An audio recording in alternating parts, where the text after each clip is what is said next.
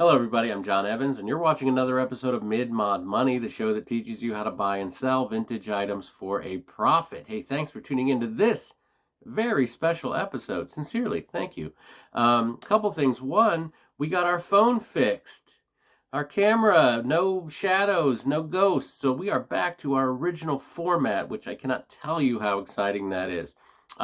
Secondly, this is a great episode because it is from a city-wide garage sale, and nothing gets me more excited than a city-wide garage sale because the amount of stuff you find is incredible. So that in mind, we only have time to show the top 10 favorite finds. I bought a lot of stuff, but we're only going to show the top 10, just the cream of the crop, as it were. I will show you just for perspective, things that didn't make the cut. We'll do 3 quick things that I found that didn't quite make the top 10. So one was this weird coaster set, and it's got this, and it's got this, and it's for, you open it up, and there's a frog. Yeah, and it's musical. Did I mention it is musical? It is. How did this not make the top 10? That's how much good stuff I found. This guy was $5. I'm going to sell it for 23 bucks. Marked 1980. A Nesco, I think. That's a Japanese import from 1980. Staying in the category of musical objects, I found this for $2. These little children are hand-painted wood characters. This winds up, and it's got some issues.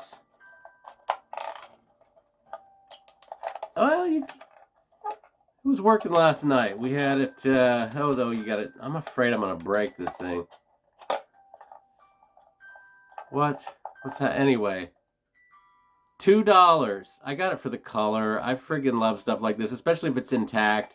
It does have a thing on the back. You can unscrew this. It is a bank as well. So cross collectible, bank collectors, people who like Ferris wheels, old children's toys.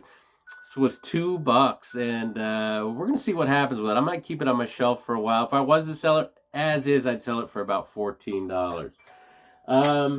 Next thing I found in the runner-up category, a dogs playing pool clock. Not terribly old. Some of these go back to the 50s. This one is probably 80s, I would guess, maybe late 70s. But a cool clock. It does work, and it's got a little chain to hang it.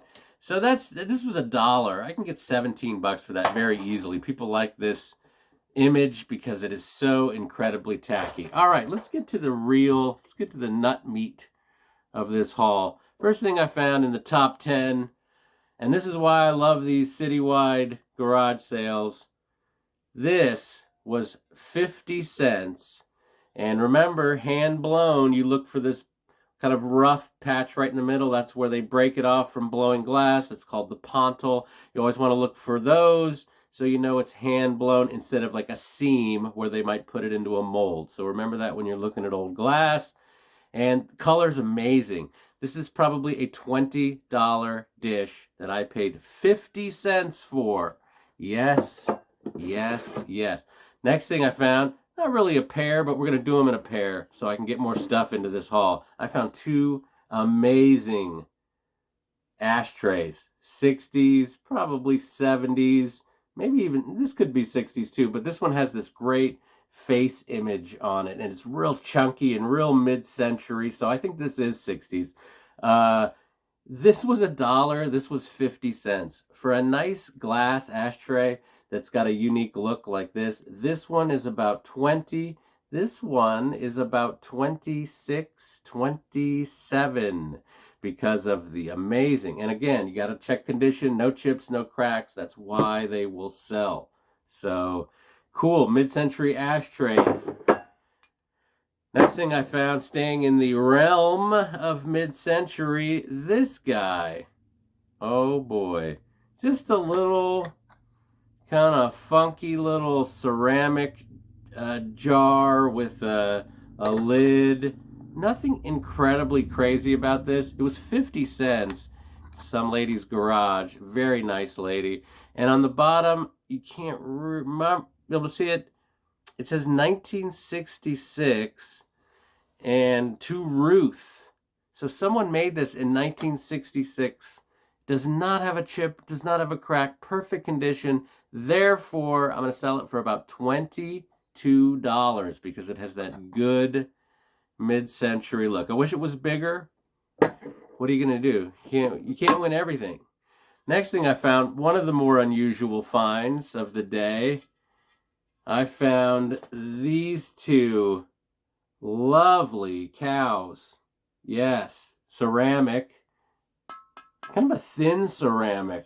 Look at the bottom, no mark whatsoever. I'm thinking this is probably 1960s. Could be. Yeah, I think it's right in there somewhere. I was going to say early 60s, but this is a weird thing to find and totally unusual. And again, perfect condition. You want to make sure that when you're buying this stuff, it's in good shape. So this 5, I'm going to sell this for probably high 20s, maybe 29. I've never seen anything like this before. That's why when she said 5 wasn't marked, I jumped on it. I didn't even try to get her to 4. All right, next thing I found. Boy, this is weird, huh? Look at this. It's dried flowers in some type of bulb. Boy, this was $3. $3. This is a 1970s crafts project if I ever saw one. Looks beautiful, actually. Super unusual, really weird. Could be a one-off, a one of one, as they say, as the kids say. This was $3. I'm gonna probably get 18, 19 bucks for this. You know, I'm not gonna try to set the world on fire, but I like the way it looks, and someone will buy this because it is so unusual. Some boho person will jump on that. All right, next thing I found, same lady's garage as this. I found this hand-blown glass basket. Now, my girlfriend and I have conferred, and we believe this might be fenton. Although not marked, not all fenton is marked. But it's got these little stamps on the side that seal the handle. Really great looking color. And again, she had 10 on it. She said she'd go 7. And I'm a buyer at 7 because I think this is probably a $30 to $35 glass basket. All right, we're going fast, and we're trying to get to everything. What do we have? 3 more after this. Next thing I found. Oh my goodness! Look at this. This has a Japan import sticker on the bottom. Oh boy, I can't even read it. It's a little faded, but this is probably 70s if I had to guess. It's got a great look. It's a birdhouse. You can tell its age because the nails here are very old and there's a little rust kind of coming through, and you can just be observant and check that stuff because you can tell the age. Also, these foil stickers on the bottom are a dead giveaway for Japan imports of the 60s and 70s. So I love this. I bought it for $3, $3 American dollars.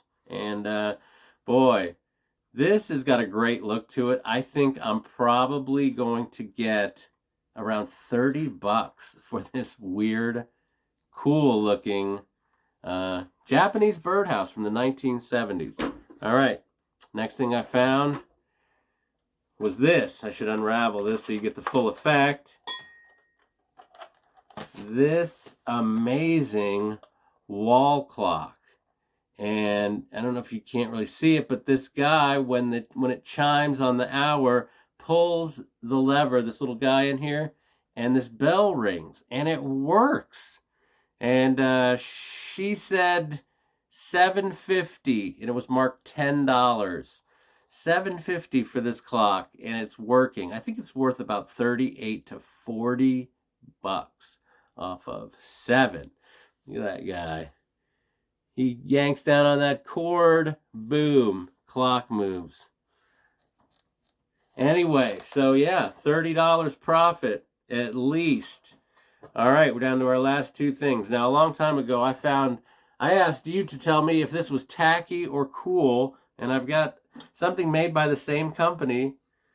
That clock that I had is like a stagecoach, had these horses, and had a great big clock with these flowers in it.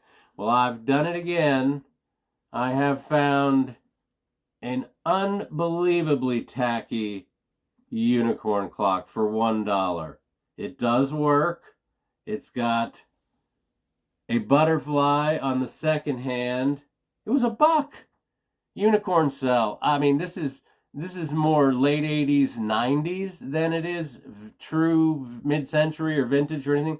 So this is, not as old as a 60s thing, but it's got a great look. Someone will buy this because it's just absolutely garish. Did I use that properly? Garish. $1. I'm going to get probably 18 to 20 bucks for the unicorn clock. Final item, you guys. We did it. And this was one of those things you see and you can't believe you're seeing it. Something that I am well versed in, which is the world of space-aged electronics, lamps, record players mostly, but lighting is space-age lighting, 1960s plastic lighting. This amazing lamp. Oh my goodness, look at this. Believe it or... Okay, first of all, this was $1. You can't see it from there. I'll unplug it and we can examine it. But this was $1 freaking dollar. This is 1960s. No cracks, no chips, working. Now, let me unplug this. Oh boy. Oh, holy crap. I wasn't planning this out very well, but this lamp is a pretty desirable design. I checked the prices on eBay. The cheapest black one of these online, not just eBay, Etsy, First Dibs. The cheapest one of these I found was $350. Again, $1. Old cord, that's what you look for. How do I know it's old? People always say that.